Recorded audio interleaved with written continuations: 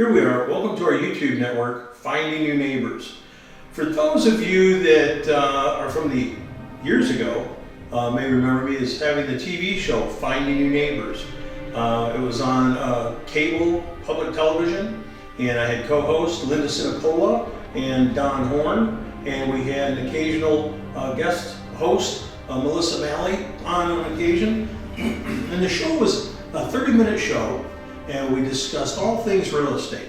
Linda handled talking about mortgages. Don Horn talked about the specifics in the industry at that moment in time. It was the statistics of where sales are going, are prices up or down, things like that. And Melissa Malley would go out and interview people out on the street and bring back questions for us to answer. But now we're doing something a little different. Now, I had that TV show for 3 years, Finding New Neighbors, and the network loved the show. They said we had good ratings, but it was just taking up too much of my time. I am a real estate broker, first and foremost, and it was eating up so much of my time, I didn't really get a chance to do everything I wanted to do with my real estate. So I had to cancel the show. Well, now I'm a little bit more flexible. We're going to start a podcast, and it's going to be done as we have time. We're not going to be under that restraint of, every episode being on a deadline. But again, I will be on here interviewing people in the industry. Linda Sinacola will probably be our first guest. We're going to have her back talking about financing, and we're also going to be talking to people in the title company industry, the home inspection industry, home warranty industry, all kinds of things like this. Now, if you have a question or topic that you'd like us to discuss, please feel free to email me at findingnewnneighbors@yahoo.com, and in the subject line, just put podcast. And I'll know to direct that email to our podcast information. So if you have a question, if you have a certain person you'd like to have interviewed on here, somebody in the housing industry, or if you have a suggestion for an individual that we may have already talked about a topic, but you'd like to have somebody else come on here as well, I'm more than happy to do that as well. So again, I'm Wes Brooks, Associate Broker with RE/MAX Eclipse, and I'm here to help you find out all your answers that you need for real estate. And so let's get started at Finding New Neighbors. Thanks for viewing in today for Finding New Neighbors on our podcast. I'm Associate Broker Wes Brooks with RE/MAX Eclipse. We're joined today with Linda Sinacola. Linda, tell us a little bit about you and your company. I'm a mortgage broker. I'm with Connect Mortgage, and I'm local here in Michigan, also licensed in Florida. Wow. How long have you been a lender? Oh gosh, for over 25 years. 25 years. Yeah. Okay, all right. Well, what we're going to be talking about today specifically is the conditions of getting a mortgage approved. So Linda, when somebody goes for a pre-approval letter, what do you do? What do I do? We just input the information, take an application on the person, ask questions about employment, their assets, their liabilities, get a credit report, and then we get some documentation from the client to back it up, such as pay stubs, W-2s, or tax returns. Okay, so how long is that good for when somebody's out looking for a house?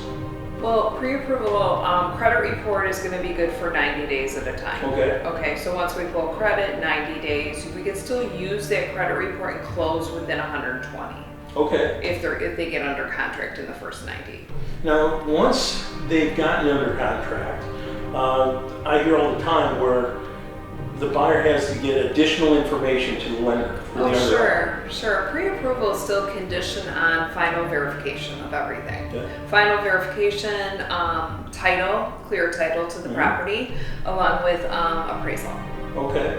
I had one recently where we kept getting extensions, and then ultimately found that the buyer lost their job. Oh, geez. So it fell apart, of course. Okay. So that is the reason why all these things have to be constantly reaffirmed. Is that correct? Correct, yes. Make sure they haven't changed jobs. Right. There's nothing significant Right. that's been altered. Yeah, but we verify employment during the process, and then we make sure that employment verification is no more than 10 days old prior to closing. Okay. So what credit bureaus are you using? Well, there's the 3 credit bureaus: TransUnion, Equifax, and Experian. Sorry, I wasn't prepared for that one. Well, I know you know those Yeah. names all the time. You use Right. them every single day. But as it is, that's what we're here to do. Is we're trying to put together a bit of a podcast for information on the whole real estate industry. So Linda and I used to host a TV show called Finding New Neighbors, and Linda was my co-host, and she's the reason we had ratings. We can edit all. But as it is, we had that show for 3 years, and it ended up just taking up too much of our time. We had to get busy. So doing these podcasts are going to make it a lot easier for us to be able to use our time to put these together and not interfere with our workload. Right. We'll do these when we have a time available. Right. So there's no time limit to us or anything like that. So in the process of getting the mortgage done, we have what they call the clear to close. Correct. So that's when everything's final. That's when the file's been fully underwritten, meaning the appraisal's been underwritten, approved, title's been cleared and approved, and everything in the file is as far as credit to assets to employment verification. It's all done. Yeah, okay. And once you have the clear close, they say you gotta wait 3 days. No. Okay. No, when it comes to a closing disclosure, it has to be signed 3 business days prior to closing, but an initial closing disclosure can go out in advance. As soon as that file is approved with conditions, that CD can go out. Yeah, a few years ago, we were always being told you have to wait the 3 days. And the 3 days was actually, you can calculate it as 4, because the day you got your clear to close didn't count. You had to go 3 days after that. Everything's streamlined now. But Right. A lot faster. But things have changed. So if you're watching this and you bought a house a few years ago and you had to wait those 3 days, that has changed just a little bit. But you still have to have it signed 3 days prior to closing. It's just it goes out a lot faster. Right. Well, you think we've covered our topic? We have. Okay.